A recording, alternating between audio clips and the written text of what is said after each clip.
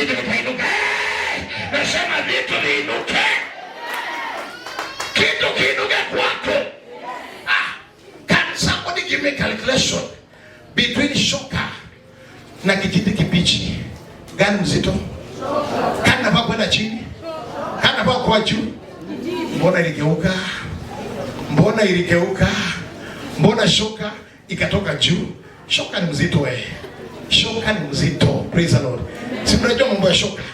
Si mnajua mkipasua kuni na shoka? Nani anajua mambo ya shoka? Shoka na kijiti kitu gani mzito? Don't undermine the power of prophecy. Don't undermine the power of prophecy. That power comes from the Lord directly. In a change even in nature.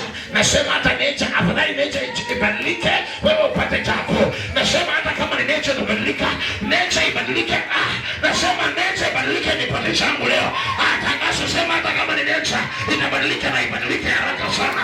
Mimi nipate changu, maana nimekataa kupigiliwa. Somebody shout hallelujah. Nature ibadilike upate chako. Nasema nature ibadilike upate chako. Hallelujah. Nature ibadilike upate chako. Maana unabii, roho ya kinabii ikiachiliwa cha mtu, kuna vitu vitasonga tu. Kuna vitu vimekwama kwa muda mrefu. Kuna vitu ungekaa mahubiri ya kawaida ungepata. Unahitaji roho nyingine. Sema Bwana Yesu, nahitaji roho nyingine. Ingie kwangu ili kuamue. Sijui niko na watu wachache wanaamini. Haina shida. Nitaenda na watu wachache wanaoamini. Sema Bwana Yesu, nahitaji roho nyingine. Ingie kwangu. Vitu vyangu vilivyokwama, vilivyokuwa vizito, vilivyokuwa vigumu, vikaachiliwe, vikainuke, vikainuke. Ninakataa kuendelea kama kawaida. Nakataa kulia kama kawaida. Sema mwaka huu mimi sitalia. Mwaka huu sitalia. Vitu lazima nisonge. Lazima mambo yasonge. Lazima maisha yangu yasonge.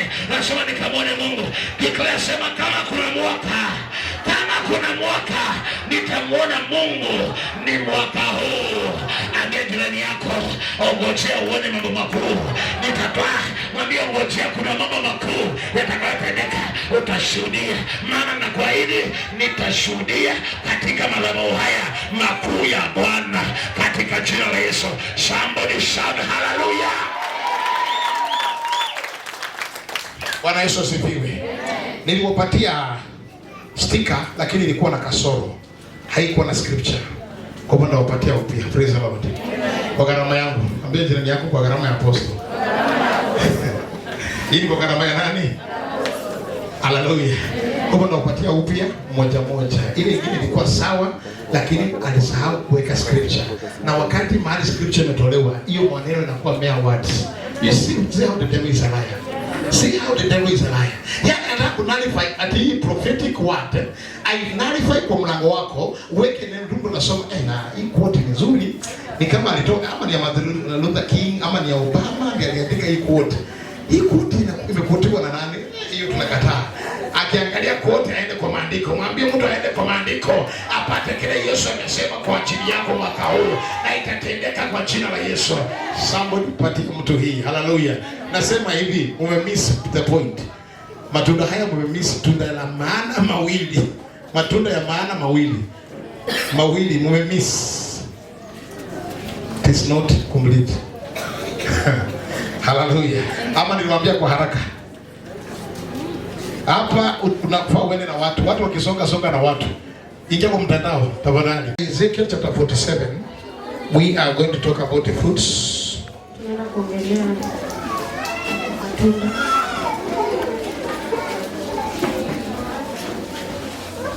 Isaiah 47.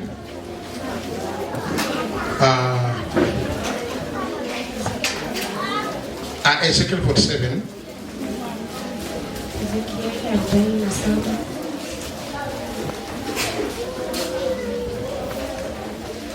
Okay, karibu sana wenyeji. God bless you. Welcome in Jesus name.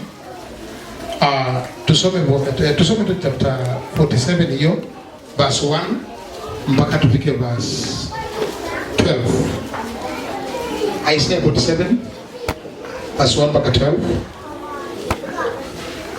47. Ezekiel 47 verse 1 mpaka 12, alafu Isaiah chapter 37 verse 30.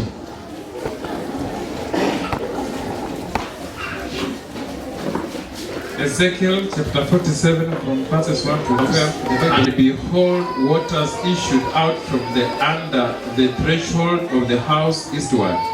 For the forefront of the house stood toward the sea, and the waters came down from under from the right side of the house at the south side of the altar.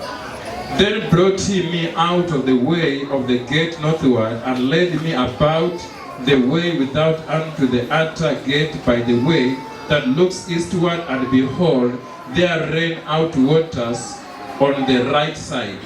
And when the man who had the line in his hand went forth eastward, he measured 1,000 cubits, and he brought me through the waters. The waters were to the angles. Again he measured 1,000 and brought me through the waters. The waters were to the knees. Again he measured 1,000 and brought me through. The waters were to the lions. After he measured 1,000, and it was a river that I could not pass over, for the waters were risen, waters to swim in, a river that could not be passed over. And he said unto me, Son of man, have you seen this? Then he brought me and caused me to return to the brink of the river. Now when I had returned, behold, at the bank of the river were very many trees on the one side and on the other. Then he said unto me, These waters issue out toward the east country, and go down into the desert, and go into the sea, which being brought forth into the sea, the water shall be healed. Continuation.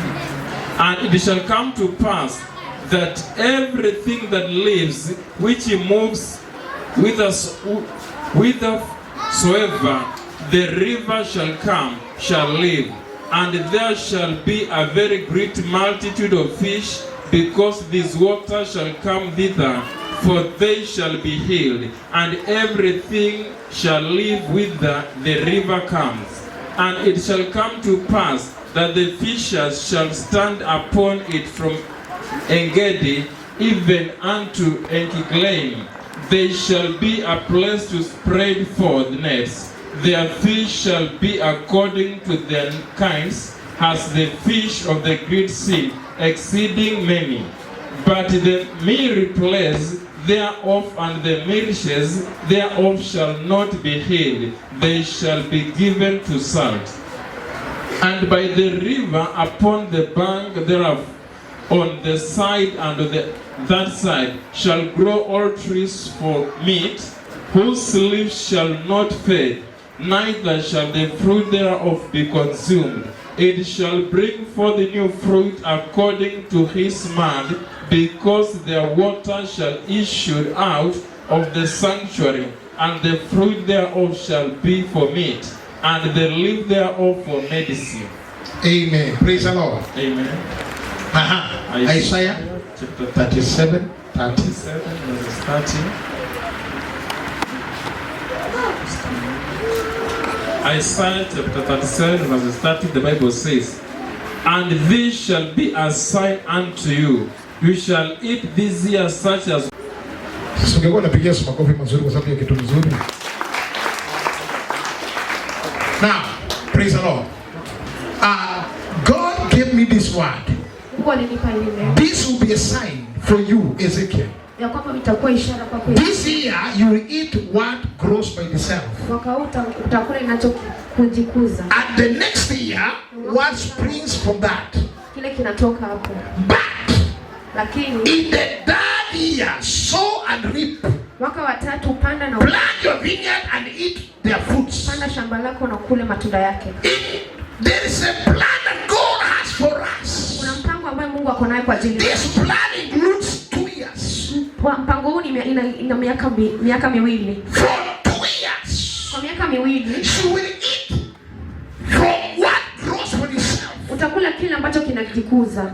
And what grows for itself. Ile kile ambacho kinajikuza. For the second year. Kwa mwaka wa pili. It will spring also from it. Itaweza pia kumea pia. Hallelujah. Amen. When it spring from it. Wakati umetoka hapo. Again you eat that. Pia utakula hicho. But the third year. Lakini mwaka wa tatu. You will be required to plant. Utahitajika kupanda. Because the third year. Kwa sababu mwaka wa tatu. Things are not be the same. Vitu havitakuwa vile tu. But in these 2 years. Lakini miaka miwili. Hallelujah. Amen.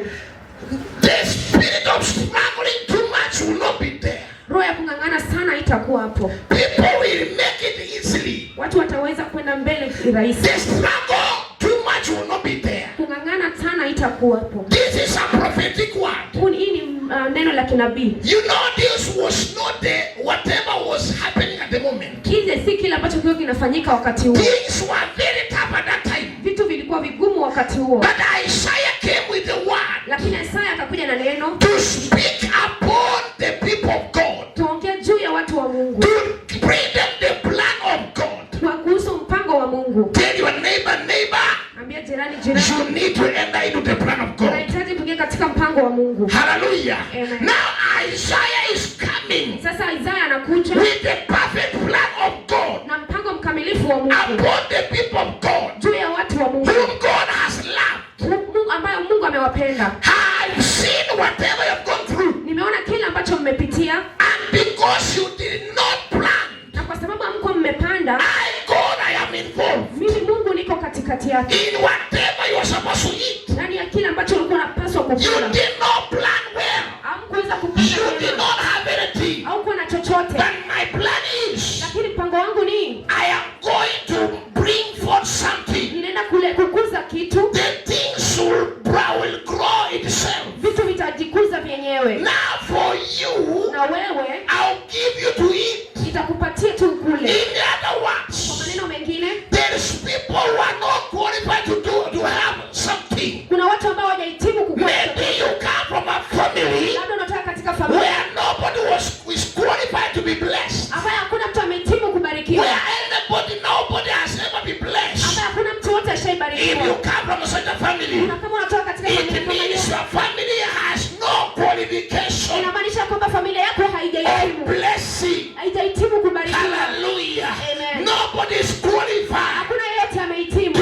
gain anything good. Kupata kitu chochote kizuri. Those are kind of people. Hao ni watu ambao. The Lord is saying. Bwana anasema. Even if you are coming from the people. Hata kama unatoka who are not qualified to have a blessing. Hawajahitimu kupata baraka. In this plan of God. Katika mpango wa Mungu.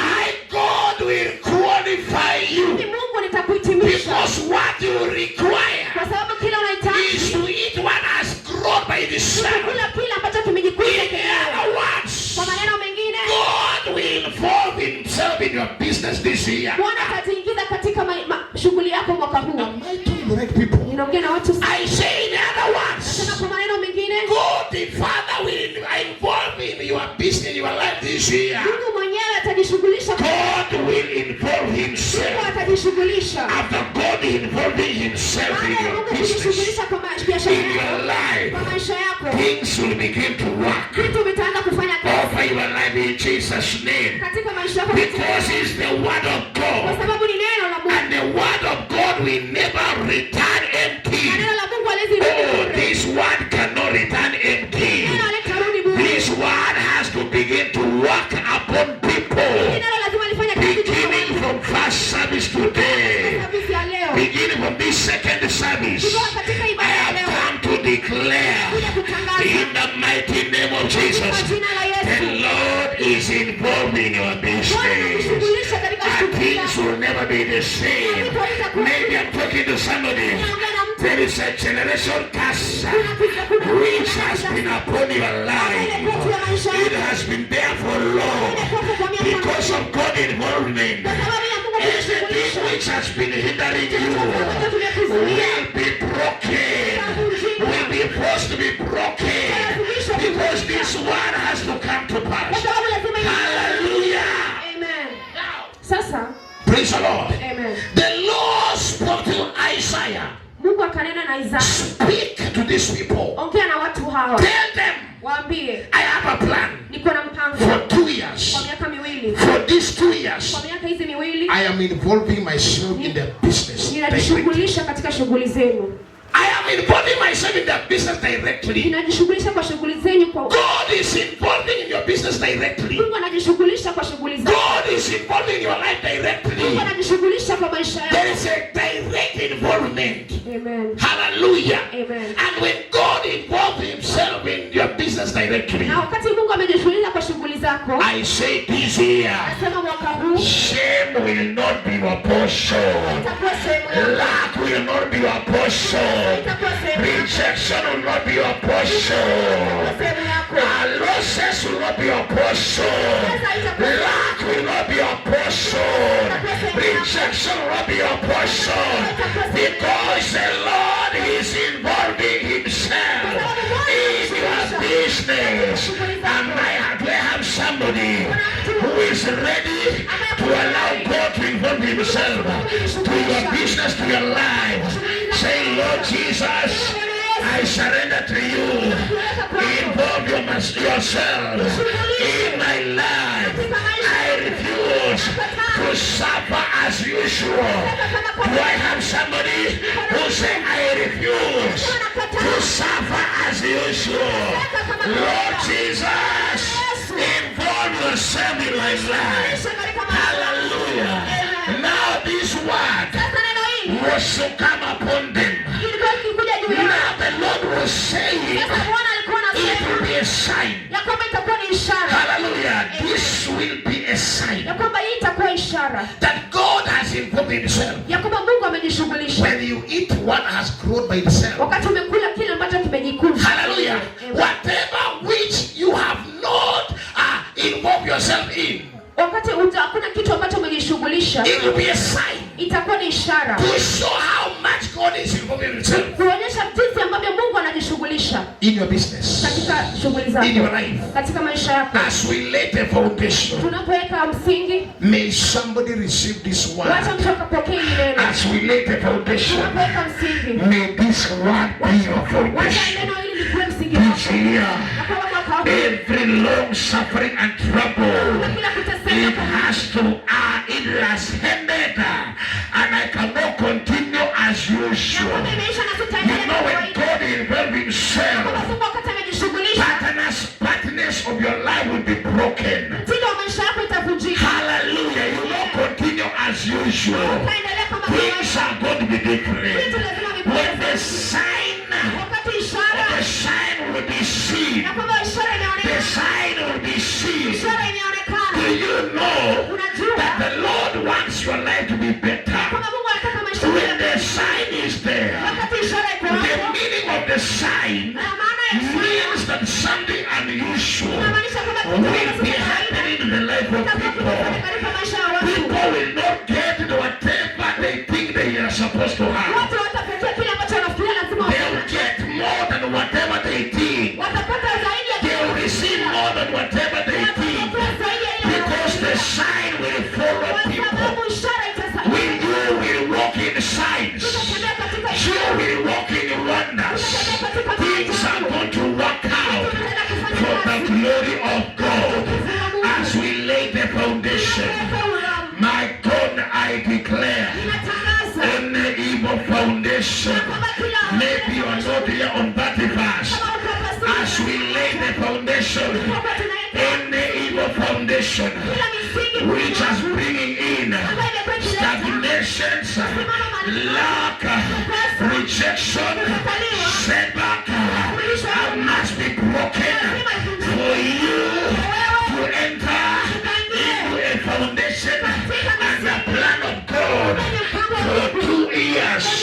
May every evil foundation of your life be broken for today, for you to enter into the plan of God. Am I talking to somebody? Hallelujah. Amen. Praise the Lord. Raise up your hand. mikono yako. Somebody raise up your hands. Inua mikono yako. Declare this. Tangaza hili. Say, Lord Jesus, Sema Bwana Yesu. every evil foundation in my life, Kila misingi miovu katika maisha which yangu. it has brought in setbacks, Ambaye imeleta aibu, lack, kukosa, rejection, kukataliwa, diversion, kila pain, uchungu, frustrations, roadblock, kila kufungwa, every evil foundation kila misingi in miovu my life, katika maisha yangu, which has caused me a lot of pain, ambaye imenisababisha uchungu mwingi. today, Leo from the words of my family, na familia yangu and the na forefathers, babu zangu from the generations katika vizazi in my life, katika maisha yangu, which has caused me not to move. Let those words today be broken in Jesus' name. Let those words be broken. I break every evil words that brings in setback, lack, rejection, pain, diversions. Let me be broken in Jesus' name. From today, I free myself from diversions, from setback, from rejections, from frustrations, from lack, from poverty. I free myself in the mighty name of Jesus. And the spirit which has been following me to bring frustrations, I deal with you. I know this year I must be blessed. Whatever spirit which has sinned against my life, be broken in Jesus' name. Be broken in Jesus' name. I free myself. I free my spirit. I free my heart. I free my body. I free my finances. I free my life. In Jesus' name. From today, every pain in my life be broken up. Be broken up. I refuse to continue with the same pain. The same pain in my life. Let me broken. Let me broken. Let me broken. I free myself. I free myself. In Jesus' name. Satan, you cannot hold me. You cannot hold me. Every monitoring spirit which has been monitoring my life, my progress, my family, my marriage, today be broken, be broken, be broken. I want to serve God in truth and in the spirit. Today, every spirit which has been stopping my progress, my testimony, be broken in Jesus' name. I thank you, Jesus. From today, whatever spirit over my life is broken. I destroy evil foundation. I destroy demonic foundation. I destroy every witchcraft. I destroy every process of darkness. Be destroyed in Jesus' name. From today, I free myself. I free myself. I speak restoration of my blessing. Whatever the enemy has stolen from me, I speak restoration. I speak restoration. I speak restoration. I speak restoration in Jesus' name. This year, I refuse to suffer the same way. I refuse to struggle in vain. I refuse to toil in vain. I refuse to walk with nothing. And this year, I prophesy over my life. Every blessing which belongs to me is released. Is released in Jesus' name. Is released in Jesus' name. I speak freedom. I speak freedom. I speak freedom. I speak freedom in Jesus' name. Somebody shout for the Lord.